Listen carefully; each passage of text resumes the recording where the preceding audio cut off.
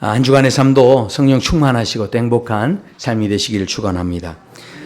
조셉 뉴턴이라는 분이 쓴 칼럼이 하나 있는데 그분이 그 칼럼에서 그런 이야기를 합니다. 자기 그 집에 방에 그 창가에 가면 그 창가 밖으로 공원이 보인다고 합니다. 그래서 그 공원을 이렇게 바라보고 있는데 한 소년이 거기를 막 뛰어다니는 거예요. 그래서 왜 그러나 봤더니 아주 작은 나비가 하나 이렇게 날아다니는데 그 나비를 잡고 싶어서 애가 막 거기를 뛰어다니는 겁니다. 근데 그 나비가 작지만 굉장히 예쁘게 생겼더래요. 그런데 이제 그 소년이 가서 그 나비를 드디어는 잡았습니다. 꽃 위에 앉아 있는 그 나비를 덥석 잡았습니다. 그리고 이 소년의 그 얼굴을 보니까요, 너무 행복해 하더래요. 너무 행복해 좋아가지고, 야, 내가 드디어 잡았다. 그리고 그렇게 좋아했는데 그 행복했던 그 얼굴이 갑자기 이게 얼굴이 이제 어떻게 됐겠습니까? 어두워졌어요. 왜냐하면 손을 폈더니 그 나비가 다 이그러져 있는 겁니다. 그분이 그 칼럼 가운데 그런 이야기를 했는데, 그런데 한번 저희 인생을 한번 생각해 보게 되는 그런 내용이 아니었나 하는 생각을 합니다. 우리가 어쩌면 이 땅에 사는 동안 뛰어다니는 거예요. 무엇 때문에요? 행복을 붙잡기 위해서. 우리가 나름대로 뭔가 내가 원하는 것, 내가 가지고 싶은 것, 그 소년의 마음으로 그렇게 아름다운 것, 좋은 것, 그것들을 붙잡기 위해서 막 뛰어다닙니다. 그런데 꽉 붙잡았는데, 그런데 나중에 펴보니까 실은 붙잡은 것이 다 이그러져 있는 거예요. 우리가 어떤 의미에서는 일생 동안 그렇게 열심히 지금까지 살아왔는데, 그런데 정말 무엇이 우리를 행복하게 해주는 것인가? 어떻게 해야 우리는 진짜 행복을 찾을 수 있는 것인가? 정말 나는 행복하게 살아왔는가? 이거는 나이가 들어가면서 오히려 행복을 얻었다라는 만족감보다는 우리 안에 끊임없이 이런 질문이 생기고 있는 우리의 삶을 보면 이 소년의 처지와 그것이 똑같지 않은가 하는 생각을 해보게 됩니다. 그런데 절대 그렇지 않습니다. 오늘 마태복음 5장을 보면 예수님께서 우리에게 우리 인생에 진짜 행복이 있다는 거예요. 그 행복은요, 그 어떤 것과도 비교할 수 없는 진짜 행복이라는 거죠. 제가 이번에 이 산상수훈의 말씀을 묵상하면서 얼마나 마음이 좋았는지 모릅니다. 지금 묵상을 하면 할수록 이것을 바라보면 볼수록 그 깊이가 더해져 가는데 제 안에서요, 막 너무 큰 감격이 있어요. 실은 이미 했던 설교가 있지만 이 말씀을 더 드렸어야 되는데 막 이런 아쉬움도 생기고요. 제가 이 말씀에서 오는 그 귀한 은혜가 얼마나 큰지 하는 생각을 하는데, 저는 지금 이 시대가 변해가고 있고 급변하고 있는 이런 그 어려운 시대 속에서 우리 인생이 진짜 행복하려면 어떻게 해야 되는가? 오늘 이 말씀을 통해서 우리가 다시 한번 그것을 주목하고 진짜 행복을 누릴 수 있는 저와 성도 여러분의 삶이 되기를 정말 간절히 소원합니다. 간절히 소원합니다. 정말 소원합니다. 진짜 행복을 누릴 수 있기를 원합니다. 그러니까 그 시작이 뭐였습니까? 심령이 가난한 자였어요. 그러니까 이것을요, 이게 단순하게 무슨 내 마음을 비워내고 뭐 겸손하다 이런 이야기가 아니라고 했습니다. 한마디로 말씀드렸죠. 주인을 바꾸는 겁니다. 그러니까요, 주인을 바꾸는 게 얼마나 중요한지 모릅니다. 이번에 러시아 선거를 통해서 푸틴 대통령이 장기 집권에 성공했다라는 뉴스를 보게 되는데, 그와 더불어서 북한의 김정은이 함께 지금 굉장히 좋아하면서 뭔가 일들을 꾸미고 있습니다. 그리고 미국 대선이 지금 가까워오고 있습니다. 그래서요, 지금 우리나라의 정책의 방향을 어떻게 정해야 될지 이 외교 정책의 지금 흐름과 이 방향을 잡는 게 지금 굉장히 중요해지고 있어요. 그러니까 한 나라의 대통령이 누가 되느냐에 따라서 그 나라의 분위기가 바뀌고요. 그것뿐만 아니라 지금 전 세계에서 신경을 곤두세우고서 앞으로 어떤 식으로 우리가 외교 방향을 가지고 가야 할까, 여기에 영향을 주고 있다라는 거죠. 그러니까 그만큼 한 나라의 지도자가 누구인가가 실은 이 중요한 시대라는 거예요. 생각해 보십시오. 우리 인생도 그렇습니다. 내 인생의 주인이 누구인가? 그게 굉장히 중요한 거예요. 내 인생 주인, 물론 내가 주인이다 그러면 내 나라로 끝나는 거예요. 그러나 하나님이 주인이 되면 하나님 나라가 경험이 되는 거죠. 그러니까요, 우리 인생에서 진짜 관건은 주인 바꾸는 거예요. 심령이 가난한 자.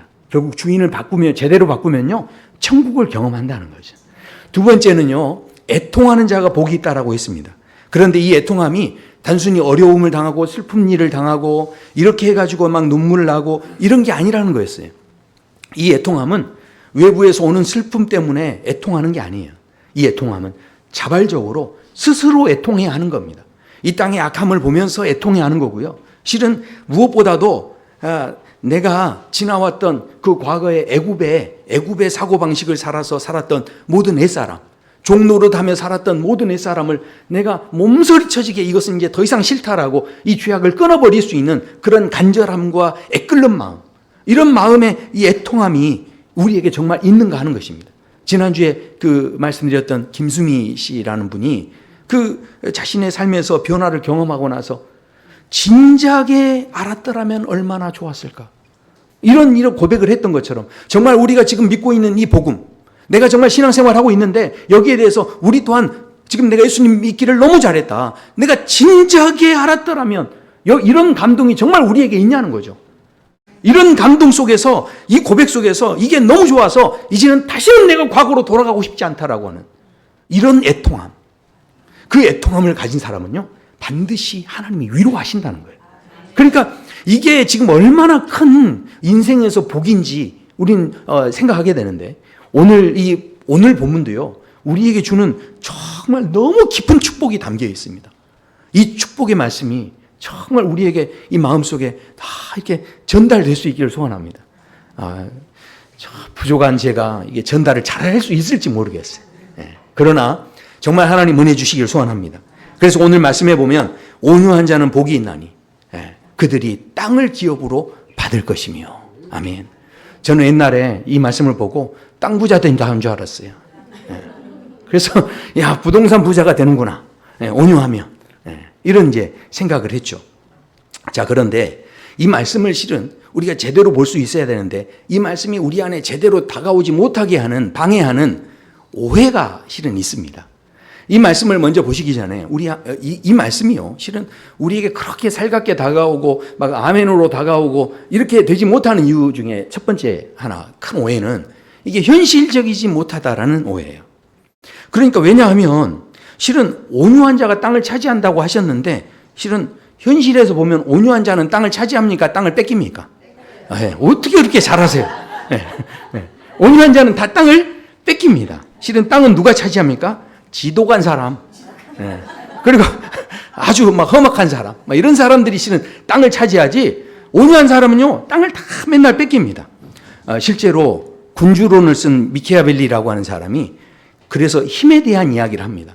세상을 이렇게 보면 힘을 가진 자가 결국은 이기게 된다는 거예요. 그분의 그 책에서 결국은요, 힘이 지배하는 세상이 있다라는 것을 말씀합니다. 실제로 우리에게도 힘이 있어야 됩니다. 나라가 힘이 있어야 이 나라가 지켜지는 거죠. 힘이 있어야 자유도 누릴 수 있고요, 힘이 있어야 낭만도 누릴 수 있다라는 거죠. 도산 안창호 선생님께서 그래서 일제시대 때 우리 민족을 향해서 애끓는 마음으로 이분이 하셨던 아주 중요한 이야기가 있었죠. 이분이 왜 어린이들에게 관심을 가졌겠습니까? 이 나라가 뭐 해야 된다는 겁니까? 우리 조국이 해야 할 일이 뭐라는 겁니까? 힘을 키우는 일. 이게 그만큼 중요하다는 거예요. 그래서 이 힘이 얼마나 중요한지 우리의 삶의 자리에도 정말 이렇게 중요한 것들은 다 힘 역자를 썼더라고요. 그러니까 뭐 지구력, 감화력, 설득력, 생존력, 체력, 지력, 재력, 권력. 그러니까 우리의 삶에서요, 역자가 안 들어간 게 없어요. 우리의 삶의 모든 자리에 그만큼 뭐가 중요합니까? 힘이 중요하다는 거예요. 아니, 실제로 우리 청년들이 회사에 가가지고 면접 시험을 보는데 그 면접관이 그러는 거예요. 자네 우리 회사에 왔는데, 우리 회사에 지원하고 싶어 하는데 자네가 우리 회사에서 정말 일할 만한 사람이라고 생각하는가? 이렇게 만약에 면접관이 질문할 때 그 대답을 하는 이제 그 청년이 저는요, 굉장히 실은 부족한 사람입니다. 그러나 그저 저는 주님의 은혜로 제가 잘 이 직장을 다니게 될 줄로 믿습니다. 이런 말 하면 절대 취직 못 합니다. 이런 말은 목사님이나 좋아하는 말이에요. 실은 면접관 앞에 가가지고 취직하려면 어떻게 말해야 됩니까? 저는 굉장히 실력이 있습니다. 저를 고용하신다면 매출에 3배 이상은 아마 오르게 될 겁니다. 저를 고용하신다면 절대 손해보시지 않을 겁니다. 이렇게 해야 붙을 수 있는 가능성이 생기는 거죠. 그러니까 생각해 보십시오. 오늘의 이 말씀은 온유한 자는 복이 있나니 그들이 땅을 기업으로 받을 것이요. 이게 아니라 힘과 권력이 있는 자는 복이 있나니 그들이 땅을 기업으로 받을 것이니. 이렇게 하면 이게 조금 더 마음에 와닿는 그런 말씀이 아니겠습니까? 그러니까 이 말씀은요. 그래서 이 현실적인 이야기가 아니기 때문에 실은 사람들이 관심을 안 가져요. 그런데요, 이게 얼마나 실은 중요한 말씀인지 모릅니다. 자, 두 번째 오해는 뭐냐면 온유하다는 말에 대한 오해예요. 이 온유하다는 말에 대해서 우리가 대부분 흔히 생각하는 온유함은 착하고 온화하고 부드럽고 고분고분하고요. 부당한 일을 당해도요, 화내질 않습니다. 그리고 자신이 손해볼지언정 남에게 다 이렇게 양보를 하고 그런 사람을 온유하다라고 하는 그런 사람을. 그런 사람. 누군지 아시죠? 그런 사람. 기분 나쁘세요? 그런 사람을 온유하다고 하잖아요, 우리가. 그렇잖아요. 자, 그런데 이 온유함이 단순히 성품과 기질의 문제가 아니라는 거예요. 우리가 대부분 실은 온유하다는 이 말 때문에, 이 온유한 사람이 땅을 차지한다는 말 때문에 누구를 대부분 생각하냐면 성경에서 이삭을 생각합니다. 왜냐하면 이 이삭이 우물을 팠는데 주변에 있는 사람들이 와가지고 그 우물을 덮어버립니다. 그러니까 또 다른 데 가서 또 우물을 파니까 이 사람들이 또 그 우물을 뺏어가죠. 그러니까 이 이삭이 그것을 또 그냥 줘버리고 또 가서 또 우물을 팝니다. 그렇게 파다가 결국은 마지막에 이 사람들이 더 이상 와서 우물을 뺏어가지 않죠. 그때 이 이삭이 그 우물을 얻고서 너무 기뻐합니다. 그리고 또 100배의 축복을 받게 되는 어떤 이삭의 삶을 볼 때, 맞다. 그래서 우리가 어떻습니까? 착하게, 그렇게 온화하게 이렇게 이제 양보하다 보면 반드시 하나님께서 은혜를 주실 날이 있을 거다. 아멘. 벌써 보십시오. 그러니까 저도 그 아멘 하는 마음이 있었어요. 그래서 이런 마음이 있어서 이제 신앙생활 할 때도 신앙생활 하는 걸 잘하는 사람은 절대로 자기를 주장하지 않는 것이 신앙생활 잘하는 거다. 그래서요, 식당에 가서도요, 착한 사람은 어떻습니까? 자기가 먹고 싶은 걸 안 먹어요. 어떻습니까? 옆에서 좀 목아는 사람이 나 김치찌개 먹을래? 딱 그러면 어떻게 합니까? 그거 같이 먹어줘야 되는 거예요. 근데 이렇게 생각하고 이제 살기 시작하면요, 이 사람은 반드시 우울증에 걸리게 돼 있고요, 복도 받기 전에 죽어버립니다. 그러면 생각해 보십시오. 이 온유함을 가진 사람은 분명히 복을 받는다고 그랬는데, 그런 식으로 우리가 온유함을 생각하면 진짜 속병 알아가지고 미리 죽으면 어떻게 할 겁니까? 자, 그래서 생각해 보면 물론 이제 인간관계 속에서 막 거칠고 급하고 화내는 성격보다는 온화하고 또 부드러운 성격이 훨씬 더 유리하죠. 그래서 우리가 대부분 온화하고 부드러운 성격은 좋은 성격이고 막 급하고 거친 성격은 나쁜 성격이다, 뭐 이렇게 생각을 하는데 절대 그게 아닙니다. 그러면 교도소에 지금 들어가 계신 분들, 그 형님들, 거칠고 급한 성격의 사람들만 들어가 계실까요? 그렇지 않죠. 간혹 뉴스를 쳐다보다 보면 정말 끔찍한 그 사고가 생겼는데, 인터뷰하는 거 보니까 동네 사람들이 세상에 우리 동네에서 그렇게 좋기로 소문났던 사람인데 세상에 어떻게 그런 일을 했대 하면서 도무지 이것을 받아들이지 못하는 그런 그 뉴스 이렇게 보도하는 걸 이렇게 보게 됩니다. 그러면 무슨 이야기입니까? 온화하고 부드러운 그런 사람이라고 해서 그 사람 안에 악한 인간의 본질이 없는 게 아니라는 거예요. 그러니까요, 오히려 신앙적으로 생각하면요, 온화하고 이 부드러운 사람이 오히려 교만에 빠질 수도 있습니다. 그렇지 않습니까? 하지만 반대로 거칠고 막 화가 많고 막 이런 사람은 자기가 맨날 너무 거칠기 때문에 남에게 어느 정도 상처를 준다는 걸 누구 알아요? 자기도 잘 압니다. 그렇다 보니까 내가 교회 다니고 그러면서도 내가 이 성격 때문에 내가 늘 나는 문제야, 그러면서 자기 스스로 이렇게 겸손해질 수 있는 거죠. 그러면 어떤 의미에서 보면 뭐 차라리 거친 사람이 훨씬 더 나을 수도 있다라는 생각할 수 있죠. 어찌됐든 중요한 것은 이것저것에 대해서 우리가 단정해서 이야기하기는 굉장히 어렵다라는 것이죠.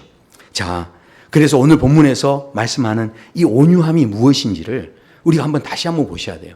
헬라어로 보면 프라우스라고 하고 히브리어로 보면 아나브라는 단어를 썼는데 이 원어들을 다 찾아서 제가 설명하기보다 이것은 이제 제가 정리해가지고 한 가지로 말씀을 드리면 이 말의 정확한 뜻은 그냥 뭐 온순하다, 착하다 이런 뜻이기보다는 이 말의 진짜 뜻은 이 야생에 있는 말이 있는데 그 말에다가 만약에 안장을 올려놓으면 어떻게 되겠습니까?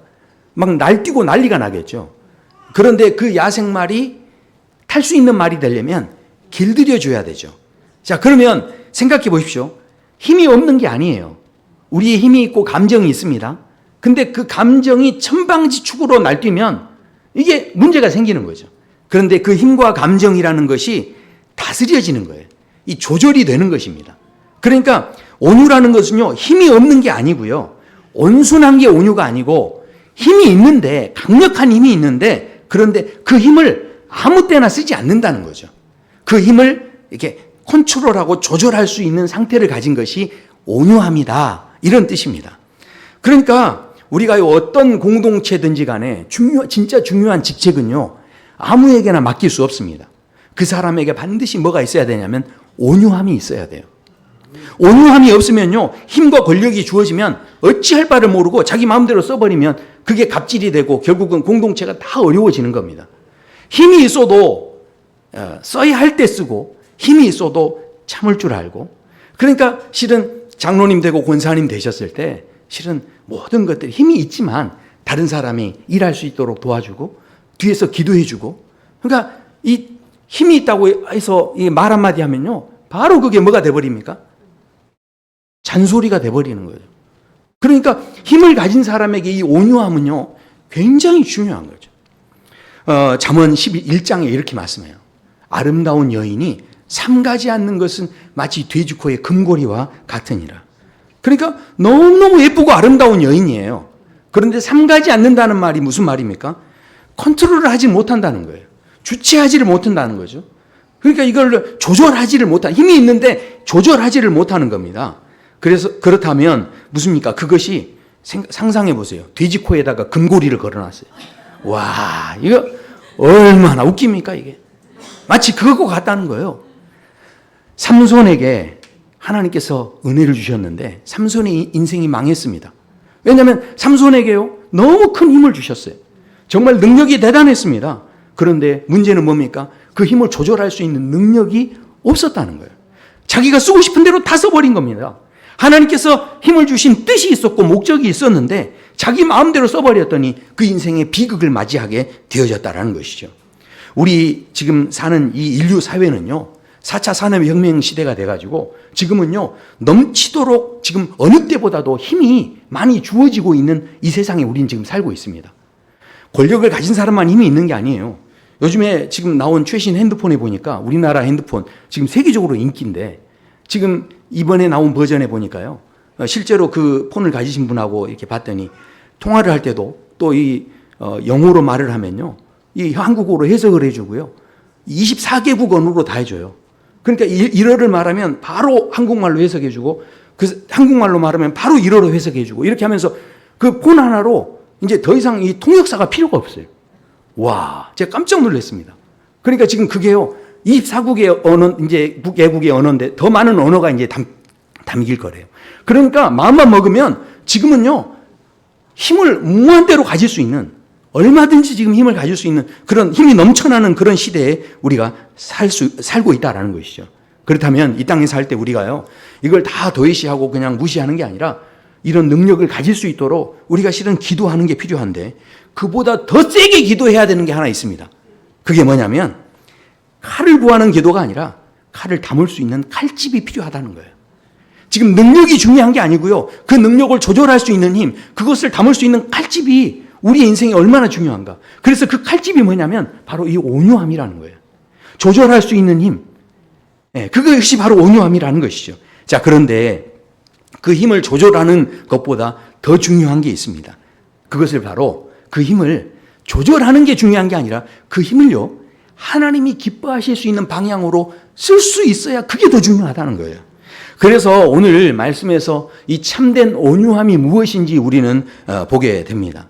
오늘 예수님께서 말씀하시는 온유한 자는 복이 있나니라는 이 말씀은요, 사람을 대해서 하는, 사람을 상대해서 하는 그런 태도의 말씀이 실은 아닙니다. 아니, 왜 그런가요? 지금 왜냐하면 오늘 이 말씀은 사람을 대하는 말씀이 아니고 이 온유함은 하나님을 대해서 가지는 온유함이에요. 그러니까 지금 이게 무슨 이야기냐면 온유한 자가요, 땅을 받는 것으로 이게 연결을 시켜줍니다. 그러니까 만약에 우리가 사람에게 이렇게 친절을 베풀고 만약에 온유했으면 그러면 아유 너 잘했구나 그러면서 착하다 칭찬해주고 뭐 이렇게 위로를 받게 해주고 뭐 이런 식으로 말씀이 가야 되는데 오늘 말씀은 온유했더니 뭐라는 겁니까? 땅을 기업으로 받는데요. 이게 바로 하나님과 연결되겠다는 거예요. 이게 무슨 이야기냐면 시편 37편에 보면 이 말씀을 우리가 이해할 수가 있습니다. 시편 37편에 이렇게 말씀해요. 그러나 온유한 자들은 땅을 차지하며 이렇게 말씀하죠. 온유한 자가 땅을 차지한다는 말이 이 구약에 이렇게 표현되는 구절이 있습니다. 시편 37편을 전체적으로 이해하려면 그 첫 번째 내용이 그렇습니다. 악을 행하는 자들 때문에 불평하지 말라는 거예요. 생각해 보십시오. 우리가요, 악한 사람들이 얼마나 우리 주변에 많습니까? 내가 봐도 좀 꼴보기 싫은 사람이 막 이렇게 보니까 집값도 오르고 막 땅값도 오르고 막 이런 거 보면서 야, 저 악한 사람은 그런데 거기서 더 막 구두쇠처럼 이렇게 살아가지고 더 막 이렇게 지혜로워가지고 돈 버는 데는 어쩌면 그렇게 돈 냄새를 잘 맡아가지고 막 이렇게 막 되는 모습들을 보면 저 악한 사람에게 저런 돈이 흘러가는 걸 보면 우리가 좀 볼 때 야, 이게 불평이 될 수가 있죠. 어떻게 저렇게 잘 될 수 있습니까? 그런데요, 불평하지 말래요. 원망하지 말래요. 하나님께서 중심을 바로 잡아주시는데 이 내용을 하신 다음에 2절에서 이렇게 말씀합니다. 그들은 풀과 같이 속히 배임을 당할 것이며 푸른 채소와 같이 쇠잔할 것임이라. 무슨 말입니까? 그들이요 힘도 가지고 부함도 가지고 능력도 가지고 있지만 절대로 길게 가지 않을 거라는 겁니다. 그런데 이 말씀을 하신 다음에 성도들한테 굉장히 중요한 말씀을 이제 하십니다. 뭐라고 하시냐면 이렇게 말씀하세요. 여호와를 의뢰하라는 거예요. 여호와를 기뻐하라는 겁니다. 여호와께 맡기라는 거예요. 이렇게 한 다음에, 그러니까 아주 이 중요한 말씀들을 계속 한 다음에 원래 이런 중요한 이야기 할 땐 우리 유연이가 지금 그걸 벌써 알고서 저렇게 소리를 지르잖아요. 보세요. 그러니까 지금 아주 중요하니까 집중해 보세요. 지금 이 시편의 흐름을 다시 한번 보셔야 돼요. 지금 이 악한 사람들 때문에 우리도 모르게 불평이 나오는데 그러나 불평하지 말라는 거예요. 왜냐하면 그들은 속히 배임을 당하고 쇠잔하기 때문에. 그러므로 우리가 해야 할 일은 뭡니까? 여호와를 의뢰하고 여호와를 기뻐하고 여호와께 맡기고 이러는데 7절에 보면 이렇게 말씀해요. 여호와 앞에 잠잠하고 참고 기다리라. 이렇게 말씀하는데요. 너무 놀라운 건 자, 이렇게 해서 이제 분을 그치고 노를 버리고 불평하지 말라 이렇게 해놓은 다음에 그 다음에 뭐라고 하냐면 9절에서 결론적으로 이렇게 이야기합니다. 여호와를 소망하는 자들은 땅을 차지하리로다. 그러니까 여호와를 의뢰하는 자는, 여호와를 기뻐하는 자는, 여호와를 소망하고 잠잠히 참고 기다리는 자는 뭐를 한다고요? 땅을 차지하게 된다. 땅을 차지하게 된다. 그러니까 누가 땅을 차지합니까? 여호와를 소망하는 자가 땅을 차지한다는 거예요. 그런데 이 말씀이 여기서 끝나지 않고 11절로 가면 이렇게 말씀합니다. 그러나 온유한 자들은 땅을 차지하며, 그러니까 악인들은 없어진다는 이야기를 다시 한번 한 다음에 그 다음에 온유한 자들은 땅을 차지한다는 겁니다. 그러니까 지금 땅은 누가 차지하는 겁니까? 여호와를 소망하는 자가 결국은 누구라는 이야기입니까? 온유한 자라는 이야기죠. 여호와를 의지하는 자가 누구라는 겁니까? 온유한 자라는 거죠. 여호와를 기뻐하는 자가 누구라는 겁니까? 온유한 자라는 겁니다. 지금 우리가 생각하는 온유함은 뭐 착하고 온순하고 이걸 온유함으로 생각하는데 지금 이 시편 기자는 진짜 온유한 사람은 누구냐면 여호와를 기뻐하는 사람, 여호와를 의뢰하는 사람, 여호와께 맡기는 사람, 여호와를 바라보면서 참고 기다리는 사람, 이런 사람이 온유한 사람이라는 거예요. 그 온유한 사람이 어떻게 되느냐? 땅을 차지한다. 땅을 차지한다. 오늘 이 말씀을 우리가 이렇게 보면 이게 절대로 이 온유함은 지금 예수님 말씀하시는 이 온유함은 그래서 땅을 기업으로 받는다는 것은 인간을 대한 온유함으로 이야기하시는 게 아니라 하나님을 대한 지금 온유함을 언급하고 계신다는 것이죠. 이것을 좀 더 깊이 있게 잘 좀 해석해 보시려면 구약 성경에, 그러니까 성경에서 온유함으로 실은 칭찬받는 사람은요, 딱 두 사람이 나옵니다. 바로 모세하고 예수님이에요. 온유하다라는 사람으로 언급된 사람은 이 모세라는 사람이 구약에서 언급되는데 하나님께서 직접 말씀해 주셨습니다. 민수기 12장에 보면 이렇게 말씀하죠. 그 사람 모세는 온유함이 지면의 모든 사람보다 더하더라. 세상에 지면의 모든 사람보다 이 온유함이 더하대요. 원래 이 모세가 어떤 사람입니까? 출애굽기 12장에 가면 모세가요, 애굽의 관원들이 자기 동족을 이렇게 괴롭힌 걸 보고서 화가 나가지고 걔를 때렸는데 그냥 죽어버렸어요. 그러니까 갑자기 살인을 저질렀다는 거죠. 욱하는 성질을 참지 못하고 그런 이 다혈질의 모습을 보였는데 광야에서 40년 훈련받고 난 다음에 이 사람의 성품이 좀 훈련이 되어져서 그래서 하나님께서 이 모세에게 온유하다 이렇게 말씀하시는구나. 우린 이렇게 생각을 합니다. 그러나 물론 뭐 세월이 갔으니까 성품도 바뀌었겠죠. 나이가 들었으니까 산전수전 다 겪으면서 힘도 빠지고 그러니까 좀 이렇게 마음이 온순해질 수 있었죠. 그러나 실은 성질이 다 죽은 것이 아니었습니다. 이 뒤에도 보면요, 이 마지막에 백성들이 막 물이 없다고 또 불평을 하니까 하나님께서 바위에게 명해서 물을 내라고 했더니 이 모세가 어떻게 합니까? 막 지팡이를 가지고 막대기를 가지고 막 두 번이나 막 내려쳤는데 결국은 그놈의 성질머리 때문에 그놈이 또 성질을 부려가지고 그래가지고 결국은 그 사건 때문에 가나안을 들어가지를 못하게 됩니다. 이 굉장히 실은 중요한 사건이죠. 그렇다면 지금 모세가 성질이 죽었습니까? 안 죽었습니까? 안 죽은 거죠. 그런데 갑자기 이 모세가 온유하며 모든 지면에 승하다라는 이 더한다는 이 말씀이 왜 주어졌냐라는 것이죠. 자, 그렇다면 민수기 12장의 이 내용을 보면 모세가 그 시작이 그렇게 돼 있어요. 모세가 구스 여자를 취했다는 겁니다. 근데 그 일로 인해서 미디암과 아론이 이것을 비방하기 시작하는데, 야, 하나님이 너하고만 말씀하시냐? 우리하고도 말씀하지 않겠냐? 그러면서 이제 비방을 하는데, 다시 말해서 지금 이런 비방을 하는 상황 속에서 갑자기 이 비방을요, 잘 보셔야 돼요. 모세가 들은 게 아닙니다. 이 비방을 누가 들었냐면 하나님이 들으셨다는 거예요.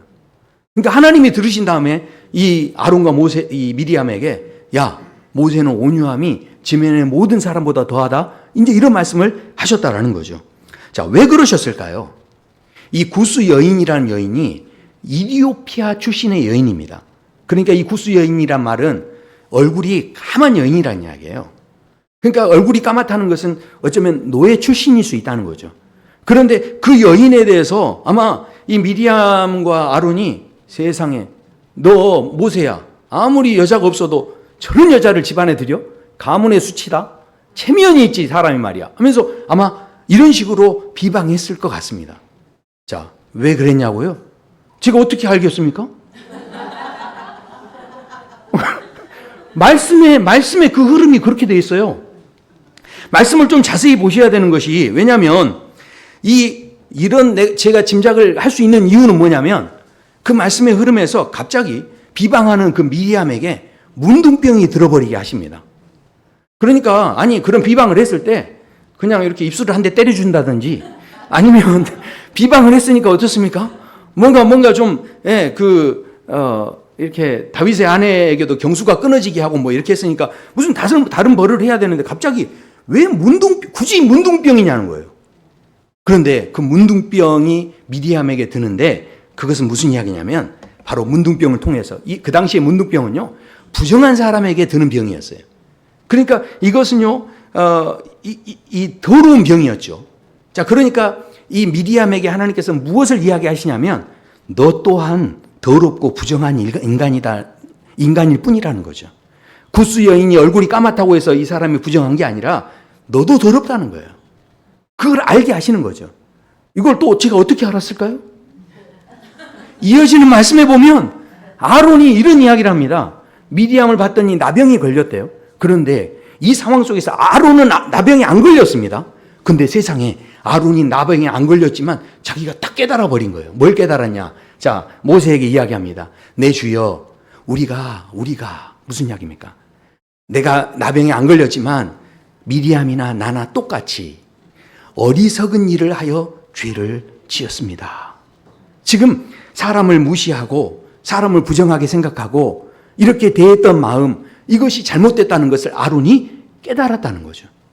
자, 그래서 여기에서 물론 모세가 힘이 있었기 때문에 아론과 미리암을 혼낼 수 있었지만 긍휼히 여겨줬고 기도해줬고 그래서 이제 중보 기도해줘서 다 치유가 돼서 그래서 온유하다? 아니요. 그것은요, 이 온유하다는 칭찬을 받은 후입니다.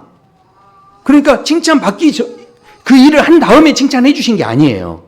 자, 그렇다면 모세가 왜 이런 칭찬을 지금 하나님께 받았느냐? 그것은 바로 구스 여인을 취하게 된 것이 하나님의 구체적인 명령이었는지 아니었는지 모르지만 생각해 보십시오. 한 가지 분명한 것은 모세는 사람을 취할 때 그 사람의 겉모양을 본 게 아니었다는 이야기죠. 그 사람이 까맣냐 하얗냐 이걸 지금 본 게 아닙니다. 그 정도 지도자가 됐으면요, 대부분 더 예쁜 사람, 진짜로 자기가 아내를 취할 마음이었으면 더 뛰어난 사람 이렇게 취하고 싶겠죠. 그런데 자기가 하고 싶은 힘이 있고 얼마든지 더 좋은 것을 선택할 수 있는 능력이 있었지만 모세는 거기에 대해서 지금 뭡니까? 그러니까 대화 속에 보면 여호와께서 너하고만 말했냐 이런 말을 했다는 것은 뭔가 이 구스 여인을 취하는 과정 속에서 모세 스스로만 이걸 뭔가 한 게 아니라 뭔가 그 하나님의 지시하심이 있었다는 걸 우리가 짐작해 볼 수 있죠. 그 대화가 있었다는 거죠. 그런데 거기에 대해서 그 절대 되시는 그 하나님 앞에 자기 마음, 자기가 갖고 있는 힘이 있지만 그 힘을 내려놓고 하나님의 뜻에 순종하고 의지하는 마음, 하나님을 바라보고 그저 하나님을 기뻐하는 마음, 그 마음을 가졌다는 거예요. 그러니까 그 마음, 그것이 바로 모세가 하나님을 의지하는 방식이 있었는데 바로 그 마음이 바로 뭐였다는 겁니까? 모세의 온유함이었다는 거죠. 단순히 거칠지 않고 온순하고 이런 온유함이 아니고요. 자, 이삭도 마찬가지였습니다. 만약에 생각해 보십시오. 이삭이 사람들하고 싸우기 싫어가지고 그래서 우물을 양보하는 거였다면 성품이 좋아서 양보한 거였을 겁니다. 그렇죠? 자, 그런데 또 사람들하고 싸우는 게 두려워가지고 피한 거였다면 약간 비겁한 것일 수 있죠. 이삭이 그 우물을 가지고 결국은 다른 사람에게 팠는데 또 달라고 하니까 그냥 다 내줘 버립니다. 그러면 그것을 다 내주면 내줄수록 그 사람은 결국은 그냥 착한 사람인 것 뿐입니다. 자, 그런데 이삭이 우물을 양보했던 것은 성품이 좋아서도 아니고 비겁해서도 아니고 착해서도 아닙니다. 왜냐하면 왜 그것을 알 수 있냐면 이 이삭이 나중에 우물을 다 양보한 다음에 마지막에 이제 사람들이 더 이상 오지 않으니까 그때 이 이삭이 하는 아주 중요한 고백이 나와요. 그 뭐라고 하냐면 이삭이 거기서 옮겨 다른 우물을 봤더니 그들이 다투지 아니하였으므로 그 이름을 르호봇이라 하였다는 거예요. 그런데요, 이게 뭐라고 하냐면 이제는 여호와께서 우리를 위하여 넓게 하셨으니 이 땅에서 우리가 번성하리로다. 그러니까 지금 그동안 우물을 양보했던 것이 자기가 성품이 좋아서 양보한 게 아니었다는 거예요. 누구를 생각하고 참았다는 겁니까? 하나님을 생각하고 참은 거예요. 지금 이 우물도 내가 팠지만 하나님이 허락해 줘야 내 우물이 된다는 걸 알았다는 거죠. 온전히 누구를 의지한 겁니까? 하나님을 의지한 거예요.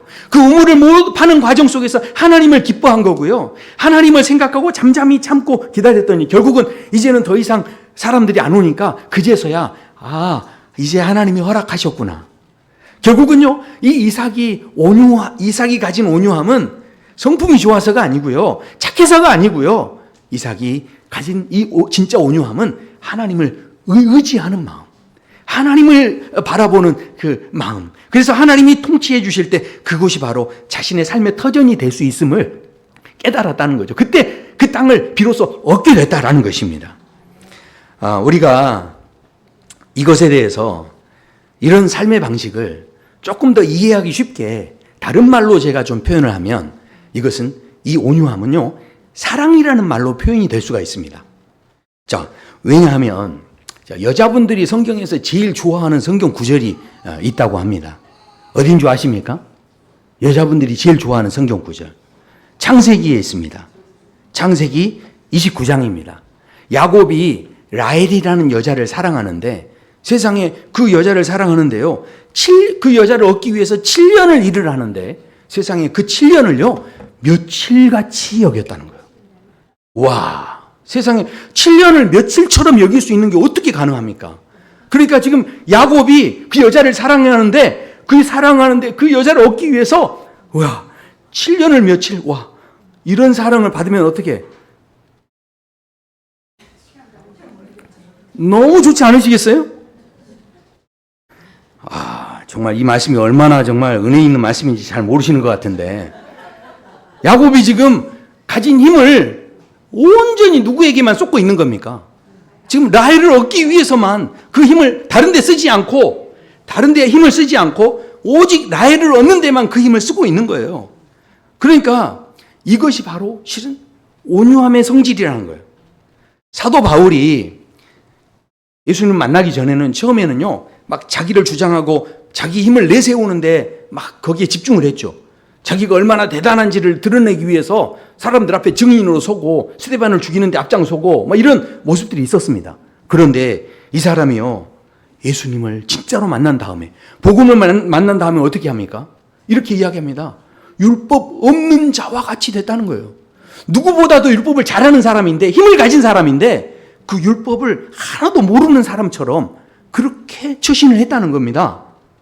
힘을 가졌지만 힘을 다 낮춘 거예요. 조절한 거예요. 약한 자에게도요, 마치 약한 자처럼 행동했다는 거예요. 원래 이 사람이 대단한 사람인데, 그런데 자기의 대단함을 드러내지 않고 그 힘을 조절하는 거죠. 왜냐하면 그 사람을 얻기 위해서. 그러니까 이 마음이 지금 왜 시작된 거냐면 누구 때문에요? 예수님을 너무 사랑하니까. 그래서 이어지는 말씀에 보면 내가 복음을 위하여 모든 것을 행함은 복음에 참여하고자 함이라. 내가 그래서 다름질하는 사람들처럼 내가 이 표대를 향해서 달려간다는 말씀을 하는데, 여기서만 이 말씀을 하시는 게 아닙니다. 빌립보서에서도 이렇게 말씀해요. 내가 이미 얻었다 함도 아니요 온전히 이루었다 함도 아니라 오직 내가 그리스도 예수께 잡힌 바 된 그것을 잡으려고 달려가노라. 예? 조금 이해하기 쉽게 설명드리면, 저는요, 결혼했다고 해서 저희 아내를 그냥 얻었다고 생각하지 않습니다. 지금도 꼴대 그냥 들어갔다고 저는 생각하지 않아요. 지금도 저는 잡기 위해서 쫓아다니고 있는 거예요, 지금. 마치 이런 마음, 예를 들자면 그렇다는 거예요, 지금. 정말 우리에게 이런 마음이 있냐는 거죠. 지금 이 온유하다는 게요, 지금 이 사랑은, 제가 이거 지금 굉장히 이 온유함은 그렇기 때문에, 이 사랑의 힘이 있기 때문에 이게 엄청난 힘이 있는 거죠. 그래서요, 이 최종적으로 이 진짜 온유함이 무엇인지가 예수님에게서 나타납니다. 예수님께서 말씀하죠. 나는 마음이 온유하고 겸손하니. 그때 이 온유를 이야기하세요. 이게 온유와 겸손이 마음이 막 이렇게 낮추는 거, 이런 게 아닙니다. 실은 이 온유와 겸손을 말씀하시는 것은, 예수님이 왜 온유와 겸손이냐면 바로 내가 하나님을 대하는 태도가 이렇다는 거예요. 그러니까 예수님께서도 힘이 있으시죠. 예루살렘에 오늘 입성하실 때 백마 타고 입성하실 수 있습니다.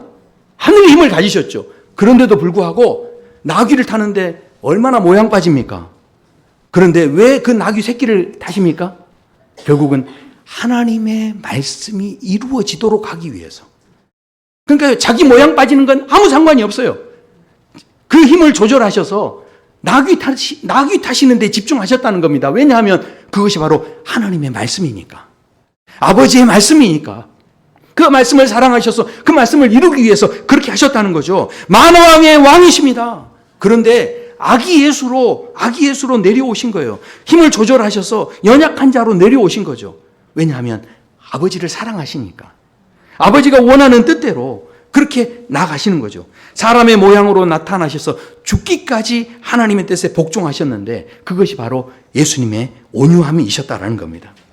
우리가요, 온유라는 것은요, 그저 착하고 온순하고 이게 아니라는 거예요. 지금 내가 서 있는 이 자리에서 정말 우리가 이 온유함을 바르게 이해할 수 있다고 한다면, 내게 주신 힘을요, 내 마음대로 휘두르는 게 아닙니다. 내게 주신 그 은혜가 있습니다. 근데 그 은혜를 가지고 어떻게 하는 거예요?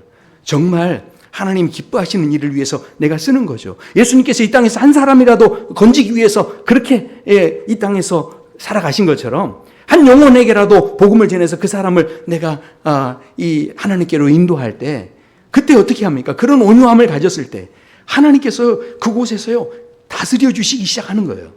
그러니까요, 내가 내 힘으로 나를 다스리려고 하면요, 하나님은 끼실 데가 없어요. 그런데 내가 그 가운데서 하나님 앞에서 내가 자꾸 그 땅의 현실을 보면서 너무 어렵지만, 그러나 하나님이 기뻐하라고 하셨으니 기뻐하는 거죠. 감사하라고 하셨으니 감사하는 거죠. 그것이 바로 범사에 우리를 향한 하나님의 뜻이라는 거예요. 그 뜻을 가지고 내가 하나님 앞에 그렇게 엎드리기 시작하면, 하나님을 의지하면, 하나님을 소망하면, 잠잠히 하나님을 의지하며 기다리면, 그러면 땅을 차지할 것이라. 무슨 이야기입니까? 그 땅이요, 하나님이 임재하는 땅, 바로 내가 거하는 그 땅이, 내 가정이 하나님이 임재하는 가정, 내가 그렇게 하나님을 소망하면 이 교회가 하나님이 임재하는 교회. 건물이 있다고 교회가 아닙니다. 하나님이 임재하셔야 그곳이 천국이고 그곳이 하나님의 땅이에요. 그러니까 정말 하나님의 땅을 얻기를 원하신다면, 그렇다면 우리 안에 무엇이 필요한가? 진짜 인생의 행복을 원하신다면 우리 인생에 무엇이 필요한가? 내 가정이 무너지지 않는 땅, 없어지지 않는 땅이 되려면 그 자리에 반드시 하나님이 임재하셔야 돼요. 그렇다면 우리에게 무엇이 필요하겠습니까? 바로 온유한 자. 온유한 자에게는요, 그들이 바로 땅을 기업으로 받을 것이다. 그 온유한 자가 복이 있다는 겁니다. 저와 성도 여러분의 삶 속에 이 온유함의 복, 그 복을 다 누리시게 되는 그런 복된 삶이 되시기를 축원합니다. 함께 찬양하시겠습니다.